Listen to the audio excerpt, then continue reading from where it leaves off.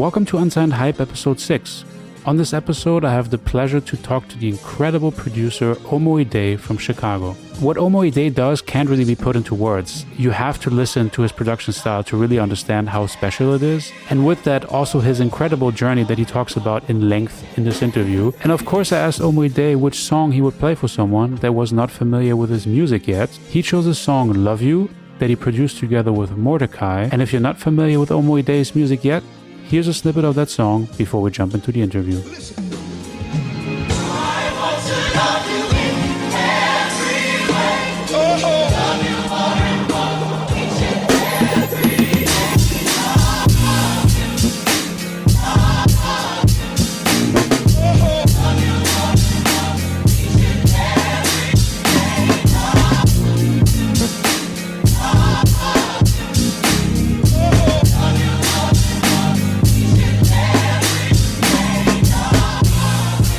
This is Unsigned Hype. The song you just heard is called Love You by Omoidé featuring Mordecai. And I have the absolute pleasure to welcome Ray, aka Omoidé, to the show today. Ray, why is Love You the song you would play for someone that has never heard your music before? Yeah, first of all, thank you again, Miles, for reaching out to me, man. It's a pleasure to be on here. I picked Love You because I feel like it combines everything I love about making music, and it kind of combines my entire background with just having like live drums, having this good churchy gospel sample. Also, shout out to Mordecai for finding that sample in the first place, and just a really good bass line. And I'm a sucker for bass lines. And when Mordecai sent me that sample, I immediately knew what to do with it. And when it came out of my head, it was like a perfect recreation of what I had in my head, which never, I'd say 9 times out of 10, like what I have in my head doesn't come out exactly the way it does. And when you upload it to SoundCloud or something. So that's one of the rare times where I'm like, okay, it's done. It's good. I don't need to make any other changes to it. How's that process usually like for you? So when you make a track, you mentioned having something in your head and you obviously wanting to make it sound exactly like you hear it in your own head, basically.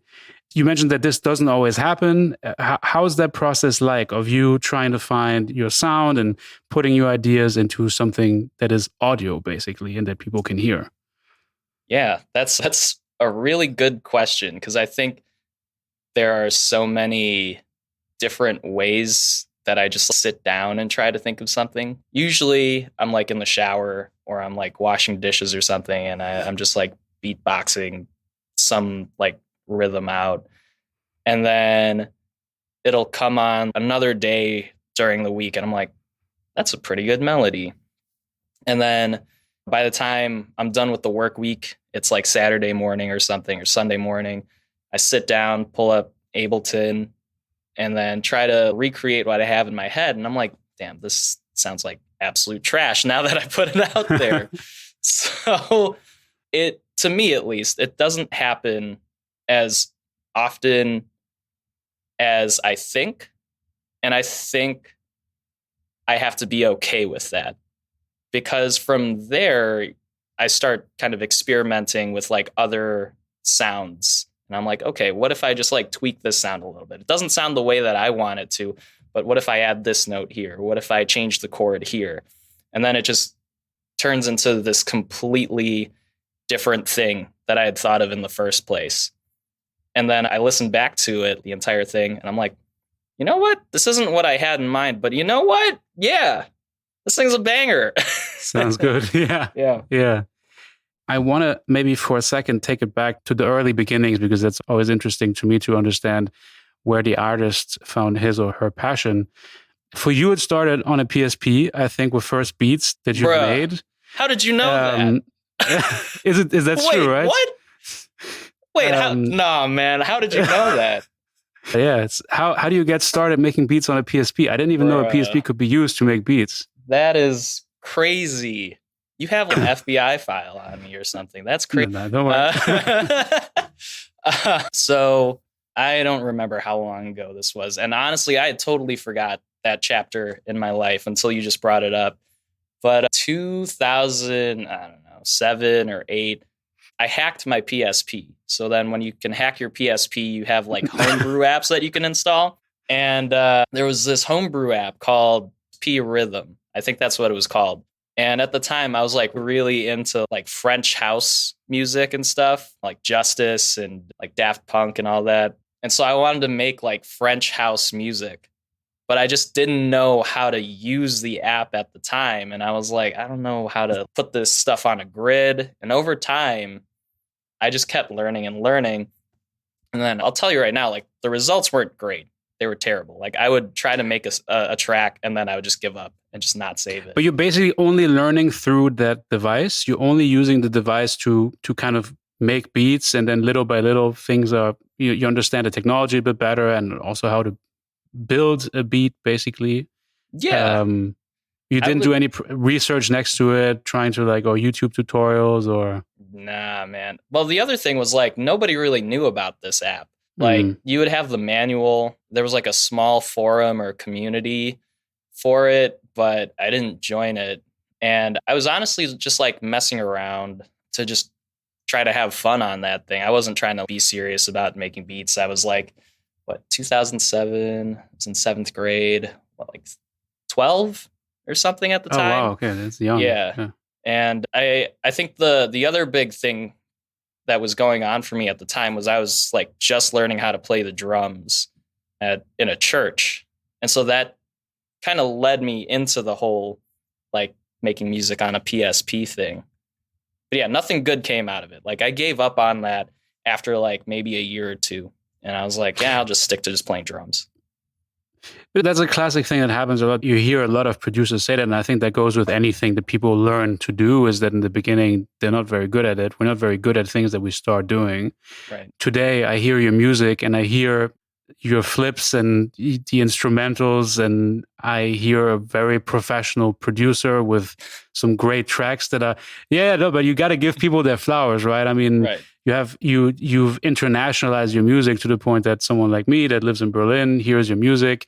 You're from Chicago, so there was obviously a long way there. And I'm wondering, where's the day where you realize this is it? Like my beat is sounding good, and people are reacting to it in the way that I want them to. Like, do you remember that day and the instrumental? Yes, sir. I remember that day like it was yesterday, actually. Okay, maybe not like it was yesterday, but pretty close. It was back in, I'd say like October 2019, I think. Before that, Soulection. And Joe was like talking over one of my beats, and he was like, "It's my birthday," da, da, da, da, and then he stopped talking and he let the beat drop, and I was like, "Is this me? This is me." And then that was when I had realized, oh, like people are actually listening out there. And that's not to discredit like everybody who supported me up until then, but it was like a big, like validating moment. People are actually taking the time to go through my catalog. And it just felt, because before then, it just felt like I was just kind of shooting my shot into the darkness. Like, maybe just as a side note, sorry, my bad, didn't want to cut you off. Just as a side note, Joe is the founder of Soulection. He's the founder, I think, right? Yeah, co-founder. Yeah. Co-founder and host. Soulection is a LA-based music label, music collective, from what I remember or from what I know. I mean, obviously, people that are on SoundCloud quite a lot, they will get a lot of Soulection content. Very dope collective, very amazing artists on there. Always great music. So I can imagine that for you being featured on Soulection, you being such a SoundCloud artist. SoundCloud is obviously very different from Spotify. You must have known about them, and for you, it must have been a dream to be featured on their show, I guess. Yeah, I would say like the months leading up to that, I was really, or I'd say the year-ish to the months leading up to that moment, I was getting really dissatisfied with the stuff I was making. Personally, I was happy with it because at the time, Jay Dilla was like such a big inspiration on the stuff that I do, like my bread and butter, boom bap, hip hop type beats and stuff, right? But it was attracting like the wrong crowd, and people were getting like the wrong impression of what I did, especially because lo-fi, the whole lo-fi hip hop tag came up.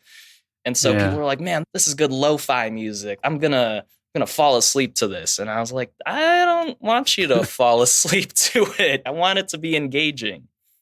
And so after that, I really took like a deep dive into Soulection. And I was like, what makes these guys so charismatic, I guess? What makes these producers so great, or these musicians so great and talented? And I have a YouTube playlist. It's titled, all in caps, I want to be a Soulection producer. It's just a bunch of YouTube tutorials.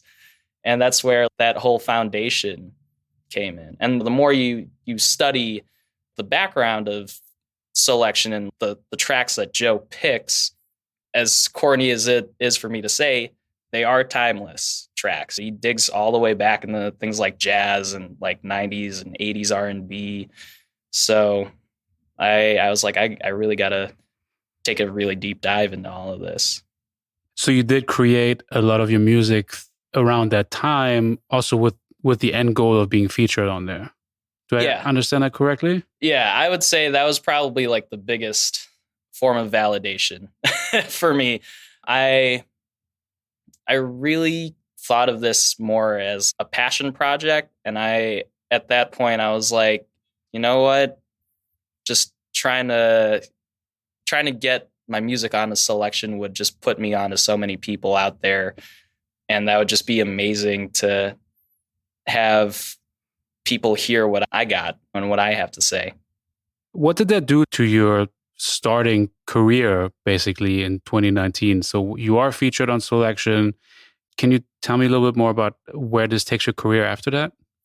Yeah. After that, like after getting that first track played, the track was Go for Broke. And it was like a Nipsey Hussle flip. But after that, sorry. Maybe just one thing. No, good. Yeah. Because you just mentioned the word flip. And I find the word flip so interesting because flip, correct me if I'm wrong, because I'm not 100% sure about everything that I'm saying here all the time. But especially when it comes to the SoundCloud content, flip is a word that I've come across SoundCloud a lot because producers flip tracks. In my understanding, that means it's like a remix, basically. You take a track of an artist. You've done that, I mean, a bunch of times, mostly all the time. That's what you're known for as well, right? Your flips. Yep. And you basically put a new beat on the vocals of an artist. Let's say Destiny's Child has a track. You take the Destiny's Child track, produce a new beat, and use the Destiny's Child vocals on top of that beat to kind of create a new remix. You play around with the vocals a little bit in terms of now I'm missing the words when you make them sound high-pitched or you make them sound... Yeah. Maybe, how about I ask you, Ray, to describe what a flip is in your own words, because you're better at that than I am. Yeah. People are probably going to hate me for this too, because maybe I have this wrong, but I use like flip and edit and remix like interchangeably. Because to some people, flipping can mean like you take a sample or a song and you sample it and you chop it up and everything. And I think that's what a large majority of people think when they think flipping a sample. But I just use it interchangeably with the word remix. And then for me, I try not to do anything to the original a cappella or the original vocal track, except to try to get it in key with the beat that I've made. And so it's funny because sometimes I go into these sessions and I make a beat. And then by the end of that, like 2 or 3 hours, I'm like, you know what would sound good on this? Some Destiny's Child or whatever. And then I put it on there just to see. And I'm just not even thinking about it seriously. And then I'm so you make the beat? Yeah. So usually you make the beat first. Yeah. You make the beat first, and then you think about what song or what artist would sound good on it. Yep. And you try it around. So let's use some examples here, because I mean, you've as we said, you've done a bunch of flips around that time you were featured on Soulection, which I want to get into a bit more in a second. But if we stay with the topic of flips, Genuine and Nas, I remember a flip that you did there around 2019, I think. I mean, you made so many tracks. Maybe you don't remember that one. Yeah, I think that was like that 2019. Hold on, let me scroll all the way back. Where is that? I'm looking through my SoundCloud right now. That's a deep cut, man. The Can We Talk About Student Loan Debt one? Exactly, that one. I mean, I had written that one down, but I mean, we could take any of your tracks and talk about it. But so when you hear the beats, you mentioned that the beat always comes first for you. So you produce the beat and then you take a track like the one we just talked about, or a song by Travis Scott or by Destiny's Child, and then you lay that on top of your instrumental, basically. That's the process all the time. Yeah, pretty much. I think that's the common thing that's happened to me the last 3 or 4 years, where come up with a beat, and then it even might be like 3/4 of the way through the process. And I start humming to myself and I go, oh yeah, that would work. And you slap it on, you try to match the keys as much as you can. And then once you have the keys matching, that's when I start playing with the structure of it. And I'm like, okay, this is the verse. I got to make this part sound like it's the chorus and make this part the verse again. So really, it's like reimagining. This is how I would produce for them. And if we go back to that day, your track is featured. You mentioned it's a Nipsey Hussle flip that is featured on Soulection. Yeah, you were just about to describe a little bit how your career changed or started, or you've started making more connections in the music industry. Can you talk a little bit more about that, about where that brought you? Yeah, that was the first of many like tracks that got featured in the next like year and a half or so. And I remember at the time, because this also led into 2020 and the pandemic was just like in full effect. I had just graduated from grad school and there was like nothing to do. And so I was like, you know what? I think I can be like a full-time producer for now and just sit in my parents' house in my own room, just like cranking out track after track every single week. And I was just so consistent with it at the time because there was nothing to do. And the more and more I would just like pump out stuff, and I'm not saying this is like a quantity over quality thing. It's just I happen to have a ton of free time to like refine everything. The more and more I just pumped stuff out, Joe was picking up on it. And I was like, this dude's like really watching. Like, what? Like the amount of disbelief I was in every single time was like incredible. And I was honestly like so humbled every time. And it just led to 2021, where he reaches out to me out of nowhere, like through an Instagram DM. And he just goes, hey, would you be interested in taking over for episode 497? It's going to lead up to show 500 and everything. And I was like, what the hell? I was in the parking lot right after work and I get this DM. I'm like, what is happening right now? He's like, hey man, I've been playing your tracks every single week. It's only right that I do this. Of course I said yes. And I do also want to shout out, like in between that time span, there were also a bunch of other DJs and sound selectors on SoundCloud who are also really trying to lift me up too. And so a lot of my other tracks would get some heavy rotation on like other shows. You have people like Complexion, who runs the Future Beats radio show. Future Beats, yeah. Yeah. You have people like Tay Hudson and Sav, just a ton of people around the world and around the US really just like converging on my SoundCloud for a year and a half.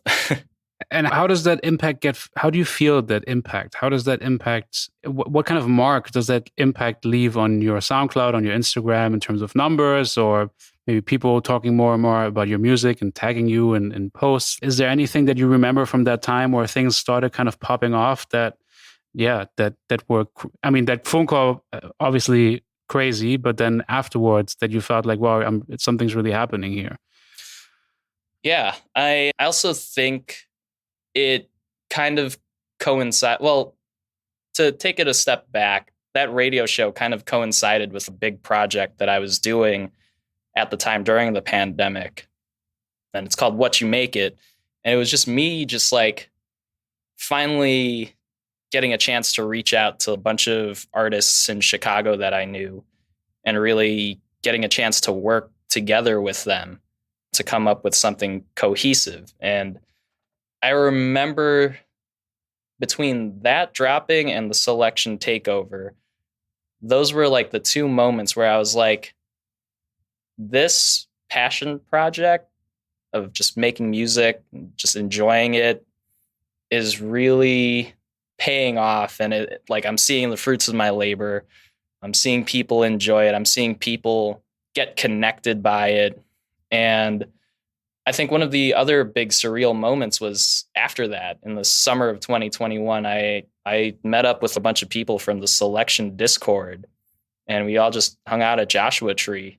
And it was literally like 2 or 3 nights of just like DJ sets in an Airbnb, because everybody there was a DJ except for me. So like people were just spinning stuff, and it was the most surreal experience ever to just have people who also shared the same interests just get connected by their love of music. So while all of that is happening and you're finding your place in music, you are also either you are already a doctor or you're in the final stages of studying medicine, from what I know.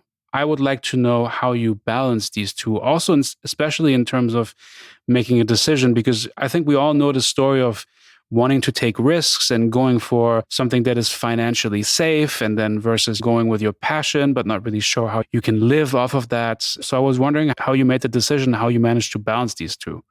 Man, that is a great question. And I'm going to start out by saying it is not easy. Thankfully, I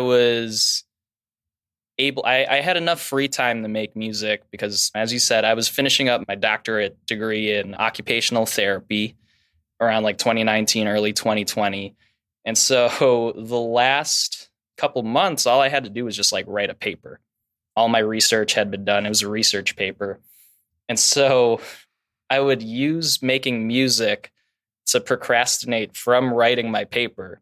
And then I would use writing my paper to procrastinate from making music.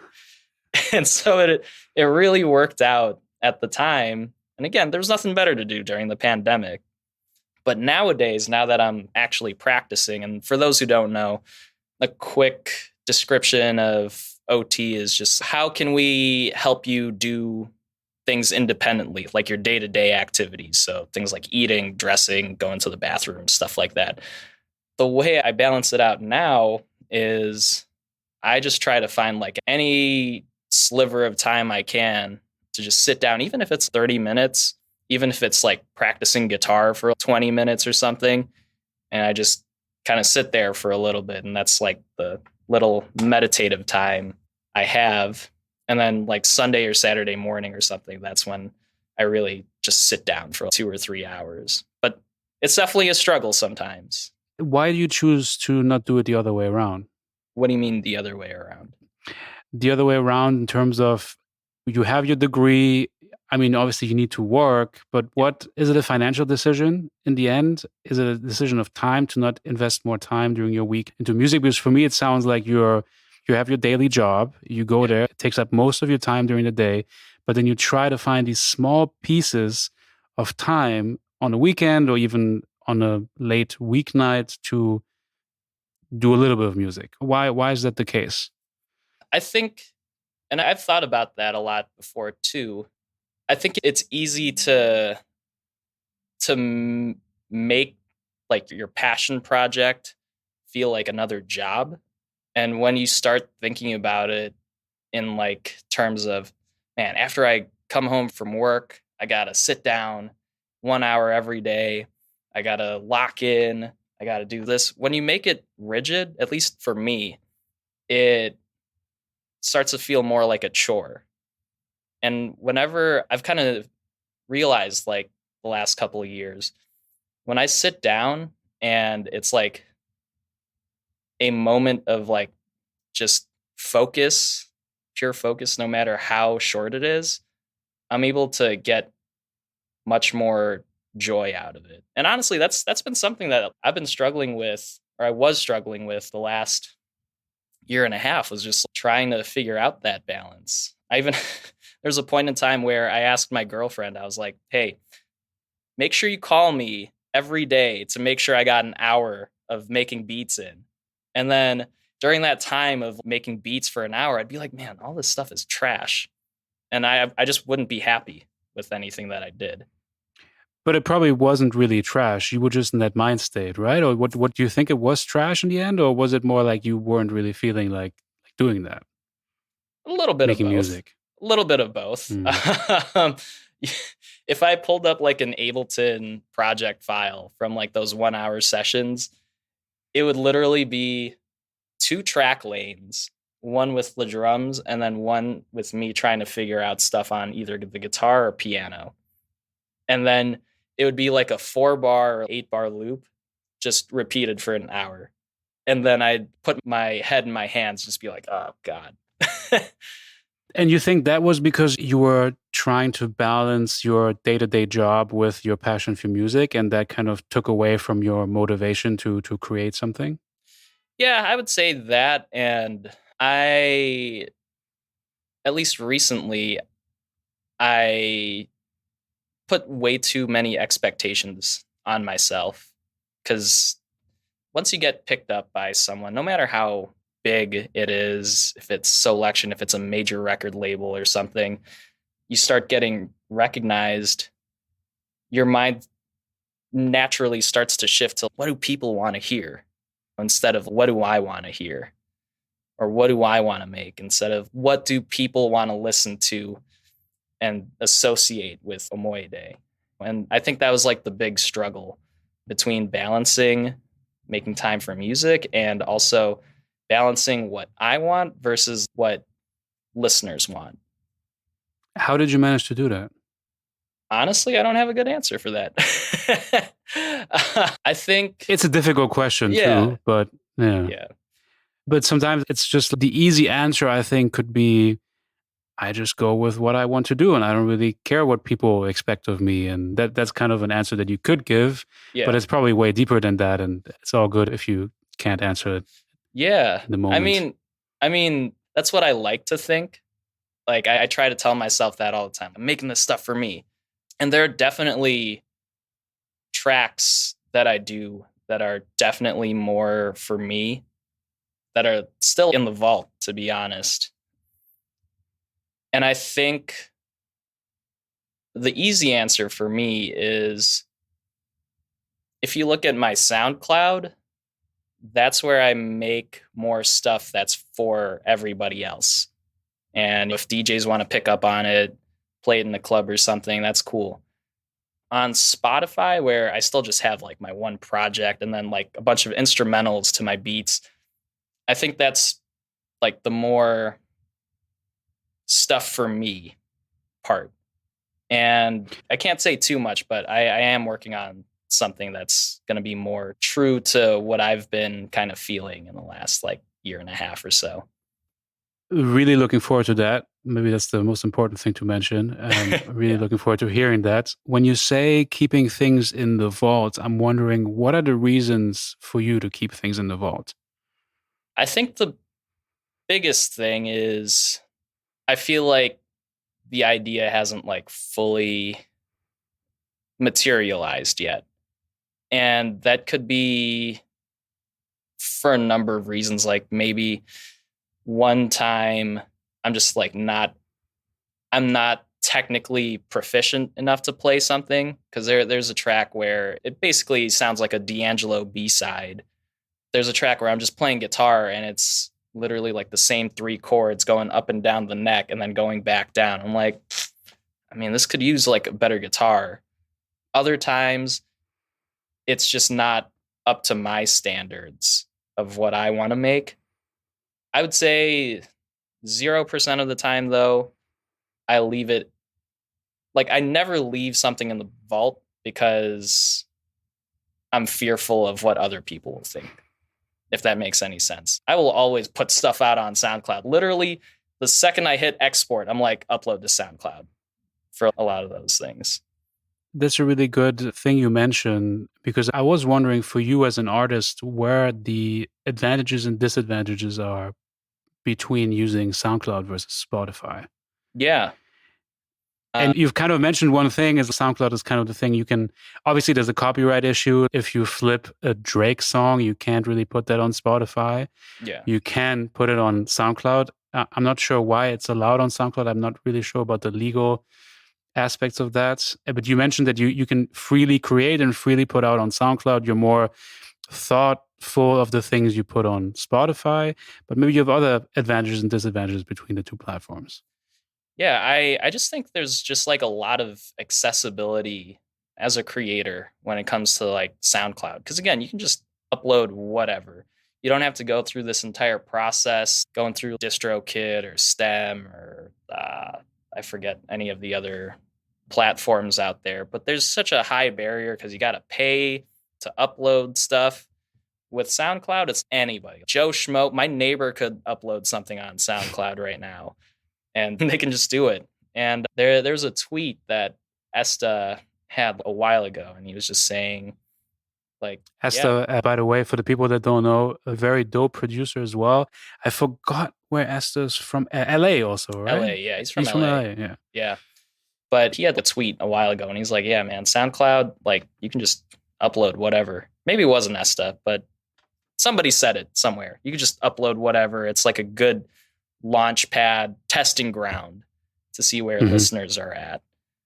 And so, yeah, it just makes it easy. You've been doing this now for, let's say, I think 10 years? Yeah. Somewhere between, from starting on your PSP to really putting out some really great tracks. So it's been a while, and we just talked about juggling your career as a musician with your career as a doctor. When we talk about the music career, are you where you want to be in your career at this time? What does your dream career in music look like, and where do you want to take this? Am I where I want to be in my music career? I would say yes and no.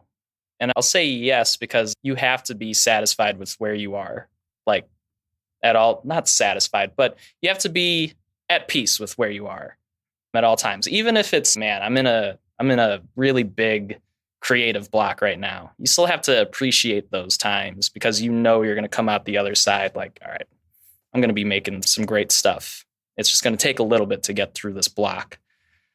And so the other half of that, the reason why I say no is because I know this is honestly still like the beginning for me. I would love to produce one day for people like Joyce Rice or like Devin Morrison or something. Like, those would be great. And Soulection is such a great launch pad for that.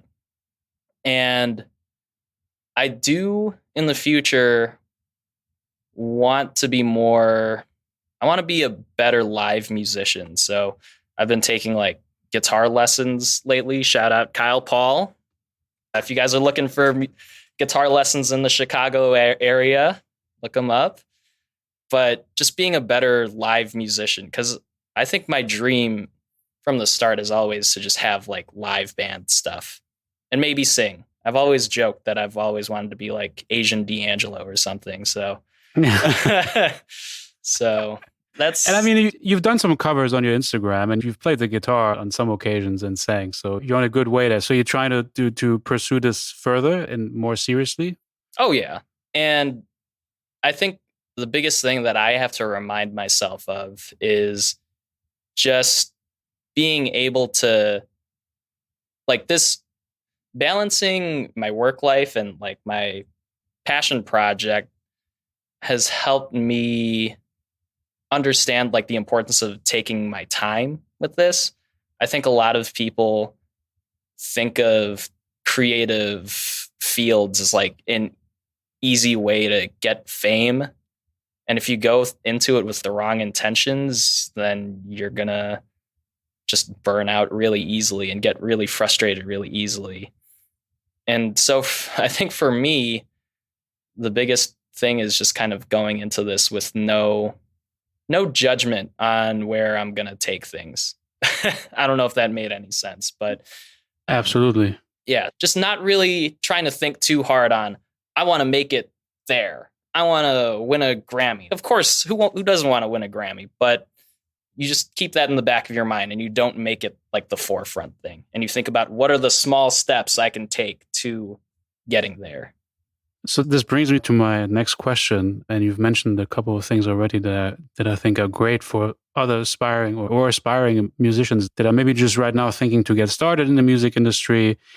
So if someone's tuning in right now, just doing that, about to follow their dream to become a musician, what are some of the advices you would give them?